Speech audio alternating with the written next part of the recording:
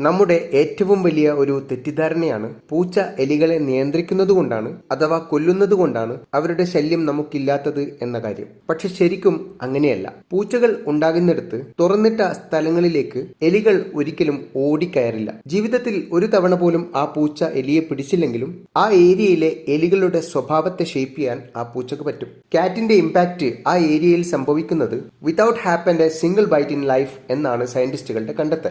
അതായത് ജീവിതത്തിൽ ഒരു തവണ പോലും എലിയെ കടിച്ചിട്ടില്ലെങ്കിൽ പോലും പൂച്ചയുടെ ആ പ്രദേശത്തെ സാന്നിധ്യം ആ ഏരിയയിലെ മുഴുവൻ എലികളുടെയും സ്വഭാവത്തെ സ്വാധീനിക്കുന്നുണ്ട് എന്നർത്ഥം. റോഡൻസ് അഥവാ എലികൾ എല്ലാ പ്രദേശത്തും വളരെ പെട്ടെന്ന് പെറ്റുപെരുകുന്ന ഒരു വർഗമാണ്. മാത്രമല്ല ഇവർ മാരകമായ പല രോഗങ്ങളും പരത്തുകയും ചെയ്യും. ഈ ഒരു വലിയ ദോഷത്തെയാണ് പൂച്ചകൾ ഉണ്ടാകുന്നത് വഴി ഓട്ടോമാറ്റിക്കായി തടഞ്ഞ് വെക്കപ്പെടുന്നത്. ദ എക്കോളജി ഓഫ് ഫിയർ എന്നാണ് ഈ ഒരു സ്വഭാവത്തെ സയന്റിസ്റ്റുകൾ വിളിക്കുന്നത്. പല ഇടങ്ങളിലേക്കും എലികൾ സ്വതന്ത്രമായി സഞ്ചരിക്കുന്നതിന് എന്തോ ഒരു ശക്തി തടഞ്ഞു